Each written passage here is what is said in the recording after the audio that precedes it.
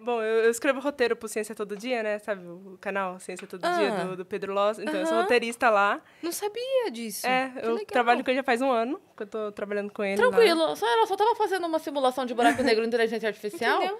Mas quem diz que ela não pode também fazer um roteiro por dia? Nunca mais reclamo da minha rotina. Mas... Tô suave.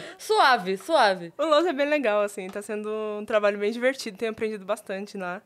E porque, assim, querendo ou não, você aprende a transformar as coisas para uma linguagem acessível. E ele é muito bom nisso também. Então, assim, ele é físico. E, cara, a importância que isso teve nas redes sociais Sim. era um assunto que não era tão explorado para YouTube, por exemplo, porque por conta da complexidade, de não atingir a massa. Mas a partir do momento em que vocês, cientistas, começaram a falar com uma linguagem mais acessível e começaram a aparecer das caras...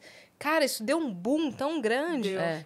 O episódio do Sacani no Flow, quando ele foi a primeira vez, por exemplo. É isso. Cara, milhões de acessos. Sim. Que, sei lá, talvez pensassem assim, cara, é um assunto legal, mas, pô, nem todo mundo vai absorver, vai se interessar. Muito pelo contrário. Foi o mais visto do mês, sei lá, quando ele foi. Sim. E é muito foda porque você pensa assim... ninguém manja muito desse assunto, ninguém vai assistir, então não bota. Só que quanto mais se coloca, mais as pessoas vão... Porque é o que você...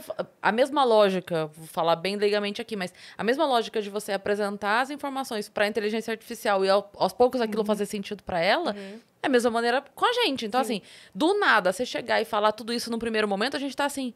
Eita, caralho. Numa segunda vez que a gente conversar, a gente fala, porque ela tinha explicado mesmo. Exatamente. Vai ficando mais natural, a gente vai aos pouquinhos, né? Sim.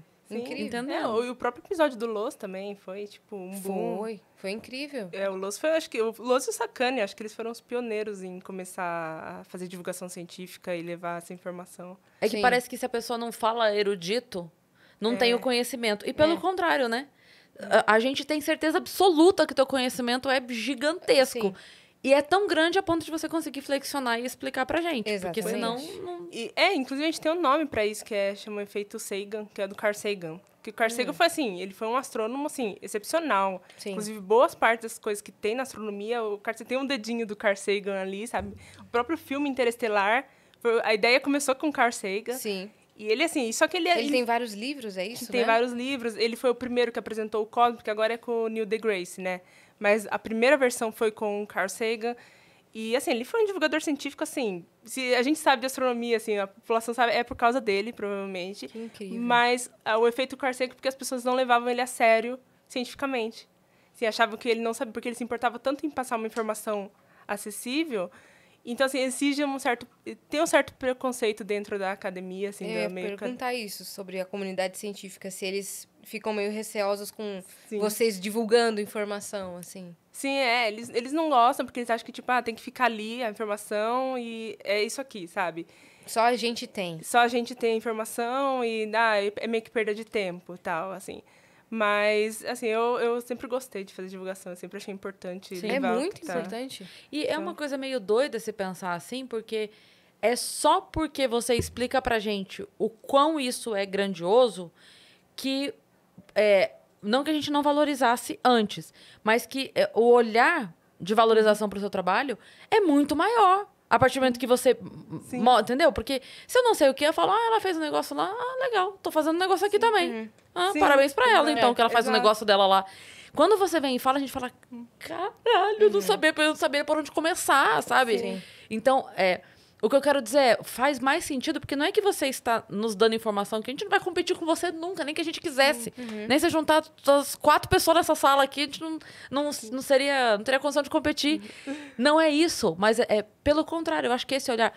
Vou fazer um paralelo. Quando a gente vê as Olimpíadas, por exemplo, por que a gente valoriza o esportista? Porque a gente vê lá e fala, caralho, olha o que doido tá fazendo. Sim. Eu achava que eu andava de skate, olha a menina lá andando de skate.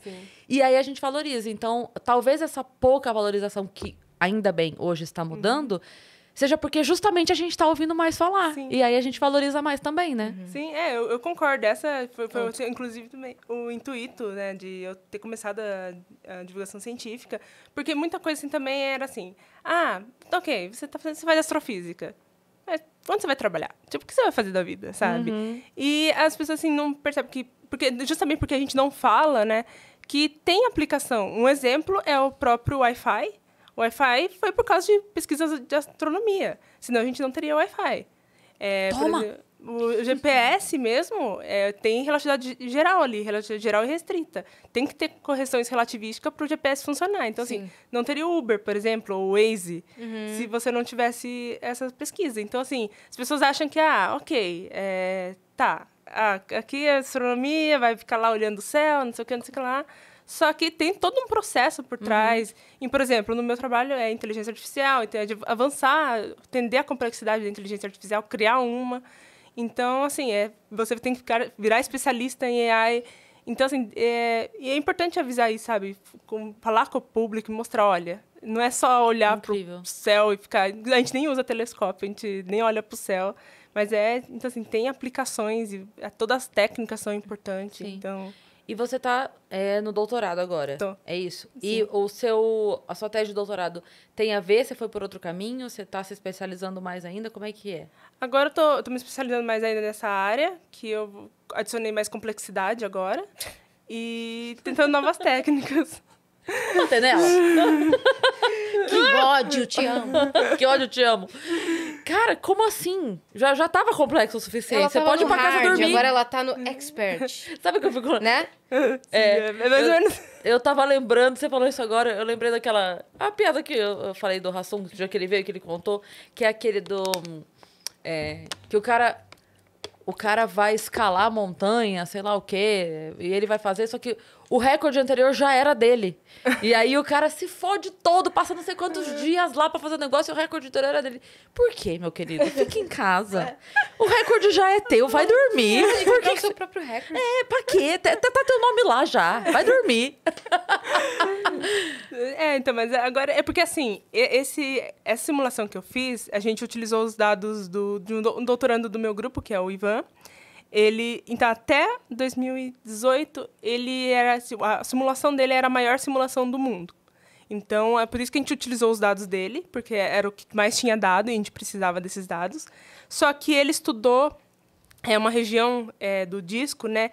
Porque tem uma certa parte que solta meio que sai ventos ali.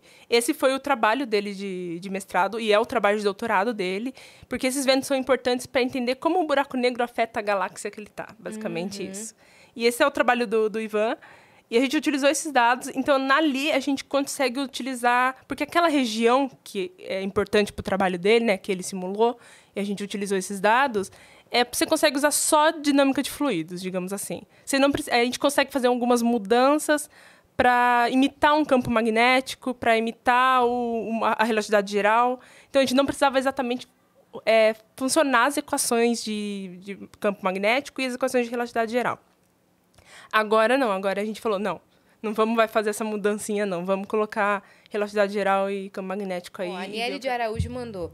Ei, Roberta, sou muito fã do seu trabalho. Estou escrevendo um longa-metragem de ficção científica e todo o conhecimento que você compartilha tem enriquecido demais esse processo. Te agradeço e espero te ver brilhar muito mais. Olha aí, o que a gente acabou de falar. Cris e Yas, vocês são as maiores. O melhor podcast. Amo. Obrigada, Aniele. Obrigada. Cara, e tem razão. Olha, ela está escrevendo um longa-metragem de ficção científica. É incrível. Caramba. Incrível. Quando você escreve um filme sobre isso... Tem que contar com a presença de cientistas de verdade para escrever o roteiro? E sim, quando há preocupação, sim. Com a veracidade, né? O Interestelar é um caso, que o Interestelar, ele foi o Kip Thorne que ganhou o Nobel em 2017, Nobel de Física. Sim. Ele estava por trás de tudo. Então, assim, boa parte das coisas que você vê no Interestelar é física, realmente. Mas lá tem buraco de minhoca, não tem? Lá tem. Inclusive, o próprio buraco negro é uma simulação. O Gargantua é uma simulação que o Kip Thorne fez. Então, assim, ele é verídico, assim, a simulação é real. Sim. E eu li o livro, né? O Kip Thorne tem um livro chamado A Física de Interestelar, A Ciência de Interestelar. E ele até fala que o buraco de minhoca era para ter ondas gravitacionais. Ah, tá. Ele era para detectar o buraco de minhoca via ondas gravitacionais, só que na época não tinha a detecção de ondas gravitacionais ainda. E aí eles acharam muito assim, será que é muita ficção e tal? Mas o Kip Thorne, assim, ele que foi o cara que ganhou o Nobel pelas ondas gravitacionais. Então ele ficou bem, poxa, podia ter onda gravitacional, sim, mas não teve. Mas, e assim, boa parte só a parte quando entra no buraco negro, aí tem aquele negócio de quinta dimensão, biblioteca e tal. o que torna no livro, ele fala que ele chegou pro diretor, né, pro Nolan, e falou assim, ó, o que acontecer dentro do buraco negro tá com você, faz o que você achar melhor. E ele falou que só descobriu mesmo quando ele estava sentado no cinema para assistir. E ele gostou do resultado, ele falou, ó, quem sabe, pode ser uma biblioteca que esteja dentro de um buraco negro, ninguém sabe. Então, é divertido. Muito doido, né? Divertido. Mas é mesmo divertido.